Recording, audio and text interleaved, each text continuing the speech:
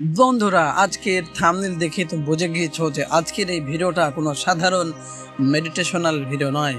আজ আমি তোমাদের অবচেতন মনের এমন এক অন্ধকারের ঘরে তালা খুলতে এসেছি, যার চাবি তোমার নিজের কাছে ছিল, কিন্তু সমাজের দেওয়া কুসংস্কার তুমি সেটা হারিয়ে ফেলেছো। একটা গভীর মনস্তাত্ত্বিক প্রশ্ন দিয়ে শুরু করি আজকের এই বিষয়। আচ্ছা, তুমি কি সত্যি টাকা ভালোবাসো নাকি টাকাকে ভয় পাও?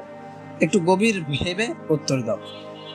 আমরা মুখে সবাই বলি আমরা অনেক ধনী হতে চাই, কিন্তু যখনই আমাদের সামনে বড় কোনো সুযোগ আসে, বড় কোনো আর্থিক সিদ্ধান্ত নেওয়ার সময় আসে, তখন আমাদের বুকের ভেতর একটা অজানা ভয়, তলপেটে একটা অদ্ভুত সংকোচন কেন তৈরি হয়? কেন মনে হয় যদি সব হারিয়ে যায়, যদি আমি এই টাকার যোগ্য না হই? এই যে নিজের অজান্তে নিজেকে ছোট করে রাখা, এটাই হলো তোমার ভেতরের আসল ব্লকেজ। আজ ফিনান্সের কোনো খাতা কলমের হিসাব নয়, আজ কত হবে তোমার শরীরের ভিতর সেই অবদমিত প্রাণ শক্তি নিয়ে, যা ব্লক হয়ে থাকলে মহাবিশ্বের কোনো ফিনান্সে স্টাইডিস তোমার জীবনে টাকা এনে দিতে পারবে না। একটি অদ্ভুত প্রাকৃতিক সত্য বিষয় দিয়ে প্রথমে বোঝা যাক। অ্যামাজন বনের গভীরে এক বিশেষ ধরনের লতা জন্মায়। ওই লতাগুলো স্বভাব হলো এরা বাতাসে এবং মাটি থেকে প্রচুর পরিমাণে পুষ্টি ও জল শোষণ করতে পারে।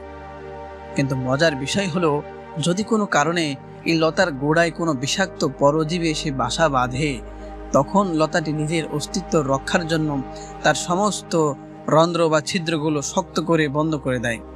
সে তখন পুষ্টি নেওয়া বন্ধ করে দেয়, জল নেওয়া বন্ধ করে দেয়। লতাটি ভাবে সে নিজেকে বাঁচাচ্ছে, কিন্তু বাস্তবে পুষ্টি ও জলের প্রভাব বন্ধ করে দেওয়ার কারণে সে নিজেই ধীরে ধীরে শুকিয়ে মারা যায়। আমাদের অবচেতন মনটাও ঠিক এই লতার মতো। শৈশবে আমাদের মাথায় টাকা হলো সব নষ্টের মূল, বেশি টাকা মানুষের অহংকার বাড়ায়, এই ধরনের বিষাক্ত পরজীবী চিন্তা ঢুকিয়ে দেওয়া হয়েছে। আর তার ফলে আমাদের অবচেতন মনের গভীরে নিজেকে ভালো ও পবিত্র রাখার জন্যই অজান্তেই অর্থের প্রবাহের পথগুলো বন্ধ করে দিয়েছি। তুমি ভাবছো তুমি সুরক্ষিত আছো, কিন্তু বাস্তবে তুমি তোমার জীবনের প্রাচুর্যকে গলা টিপে মেরে ফেলেছো। আসলে প্রকৃতিতে টাকা বা সম্পদ আলাদা কোনো জড় বস্তু নেই। আধ্যাত্মিক ও বৈজ্ঞানিক উভয় দিক থেকেই মহাবিশ্বের সবকিছু হলো কম্পন বা এনার্জি। টাকা হলো সেই এনার্জির একটা দৃশ্যমান রূপ মাত্র। যেমন ধরো, বাতাস যখন মুক্তভাবে বয়, তখন সব গাছপালা সমানভাবে অক্সিজেন পায়। বাতাস কখনো ফুরিয়ে যাওয়ার ভয়ে নিজেকে জমিয়ে রাখে না। প্রকৃতিতে অভাব বলে কোনো শব্দ নেই, অভাব কেবল মানুষের মগজে বাস করে। প্রাচীন কেমিস্ট এক সাধকের একটা গোপন সত্য জানতেন। তোমার ভিতরের এনার্জি সেন্টার, বিশেষ করে তোমার নাভির নিচের যে কেন্দ্রটি, যাকে আমরা সৃজনশীলতার উৎস বলি, সেটি যদি শক্ত পাথরের মতো জমে থাকে, তবে বাইরে তুমি যতই পরিশ্রমই করো না কেন, সম্পদ তোমার জীবনে স্থায়ী হবে না। টাকা উপার্জনের জন্য মানুষ শুধু পুরুষালী শক্তি বা ম্যাসকুলিন এনার্জি ব্যবহার করে, অর্থাৎ শুধু খাটাখাটনি, মারামারি, প্রতিযোগিতা। সম্পদ চাবিকাঠি লুকিয়ে আছে আসলে আপনার সেই নারী সুলভ শক্তি বা ফ্যামিনিন এনার্জির মধ্যে, যার মূল কাজ হলো গ্রহণ করা এবং সৃষ্টি করা।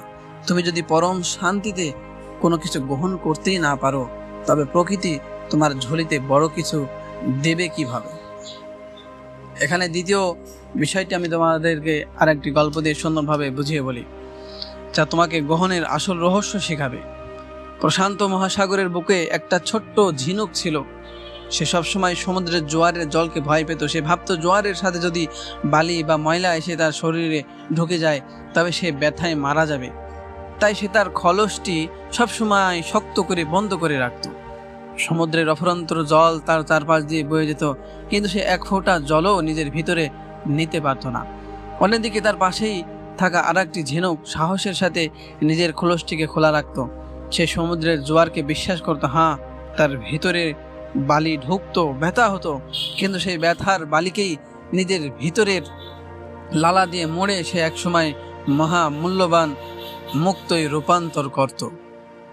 আজ তোমাকে ঠিক করতে হবে, তুমি কি ওই প্রথম ঝিনুকটার মতো ভয়ে নিজের জীবনের দরজা বন্ধ করে রাখবে, নাকি দ্বিতীয় ঝিনুকের মতো সাহসের সাথে জীবনের সমস্ত সম্ভাবনাকে গ্রহণ করে নিজের ভিতরে সাফল্যের মুক্ত তৈরি করবে? আমাদের সমাজের শিক্ষা আমাদের শিখিয়েছে নিজেদের গুটিয়ে রাখতে, চাহিদাকে ছোট করতে। বলা হয়েছে যত কম চাইবে তত সুখী হবে। শোনো, এটা একটা মস্ত বড় মানসিক দাসত্ব। ইচ্ছা বা আকাঙ্ক্ষা কোনো পাপ নয়, ইচ্ছা হলো সৃষ্টির আদি চাবিকাঠি। তুমি যদি বড় কিছু পাওয়ার ইচ্ছাই নিজের ভিতরে লালন না করো, তবে প্রকৃতি তোমাকে সেই কাঁচামাল দেবে কোত্থেকে? তোমার মনে হয়তো এই কথাগুলো ভুলে গেছে, কিন্তু তোমার শরীরে এই ভয়ের স্মৃতি এখনো বয়ে বেড়াচ্ছে। একে বলা হয় বডি মেমোরি। বছরের পর বছর ধরে আর্থিক টানাপোড়েন, অভাবের চিন্তা তোমার কোমরে, পেশিতে আর তলপেটে কষে আড়ষ্টতা তৈরি করেছে। এই আড়ষ্টতা ভাঙার জন্য তোমাকে প্রতিদিন সকালে একটা নতুন মনস্তাত্ত্বিক অনুশীলন করতে হবে। যখন ভোরবেলা পৃথিবী শান্ত থাকে, তখন তুমি একদম মাজা মেরুদণ্ড সোজা করে বসো, তোমার দুই হাত তোমার নাভির ঠিক নিচে রাখো, গভীর শ্বাস নাও এবং নিজের ভিতরের সমস্ত চাওয়াকে, সমস্ত স্বপ্নকে কোনো লজ্জা ছাড়াই নিজের সামনে স্বীকার করো। তুমি যদি বিলাসবহুল গাড়ি, বাড়ি ও কোটি কোটি টাকা চাও, তবে সেটাকে মনে মনে স্পষ্ট করে দেখো। সেই দৃশ্যটা দেখার সময় তোমার শরীরে কি আনন্দ হচ্ছে, নাকি এক ধরনের অপরাধ বোধ কাজ করছে? যদি অপরাধ বোধ আসে, তবে নিজেকে বলো, আমি এই পৃথিবীর সমস্ত সুন্দর জিনিস পাওয়ার পূর্ণ যোগ্য। এর সাথে তোমাকে আরেকটি প্রাকৃতিক থেরাপি শুরু করতে হবে, যা তোমার শরীরের জড়তাকে ভেঙে দিবে। প্রকৃতিতে কোনো কিছু স্থির নয়, নদী বয়ে চলে, পাতা বাতাসে দোলে। প্রতিদিন অন্তত 10টা মিনিট নিজের ঘরের দরজা বন্ধ করে কোনো সুন্দর সুর ছেড়ে দাও।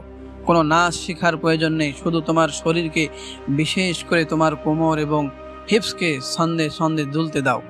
এই মুভমেন্ট তোমার শরীরের অবরুদ্ধ শক্তিকে আবার সচল করে তুলবে। শরীর যখন হালকা হবে, মন যখন প্রসারণ শিখবে, তখনই অর্থের প্রবাহ তরল হয়ে তোমার জীবনে প্রবেশ করতে শুরু করবে। তো বন্ধুরা, ভিডিওর একদম শেষ পর্যায়ে এসে আজ আমি তোমাকে সবচেয়ে বড় চাবি কাঠি একটা শেখাতে চাই। তা হলো ছোট্ট উপহার সম্মান করা। যে কোনো ছোট্ট উপহারকে সম্মান করবে। আমরা বড় অঙ্কের টাকা চাই ঠিকই, কিন্তু বাস্তবে কেউ আমাদের ছোট কোনো সাহায্য বা প্রশংসা করলে আমরা সেটা নিতে কূটনীবোধ করি। আজ থেকে এই অভ্যাস পুরোপুরি বদলে ফেলো। রাস্তা দিয়ে হাঁটার সময় যদি একটা ছোট কয়েনও পড়ে দেখতে থাকো, সেটাকে অবহেলা করো না। সেটা তুলে নিয়ে মনে মনে বলো, ধন্যবাদ ইউনিভার্স, ধন্যবাদ পরমেশ্বর, ধন্যবাদ পরম গড। যেটা তোমার ধর্ম সেটা তুমি বলো, কোনো সমস্যা নেই। আমি তোমার এই উপহার গ্রহণ করলাম। কেউ যদি তোমার কাজের একটু প্রশংসা করে, তবে না না আমি তেমন কিছু করিনি বলে নিজেকে ছোট করো না। সোজা চোখে তাকিয়ে বলো, ধন্যবাদ।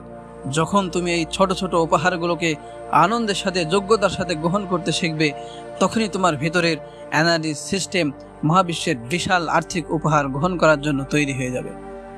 মনে রেখে বন্ধু, এই পৃথিবীতে তুমি কোনো সংগ্রাম বা যুদ্ধ করতে আসনি।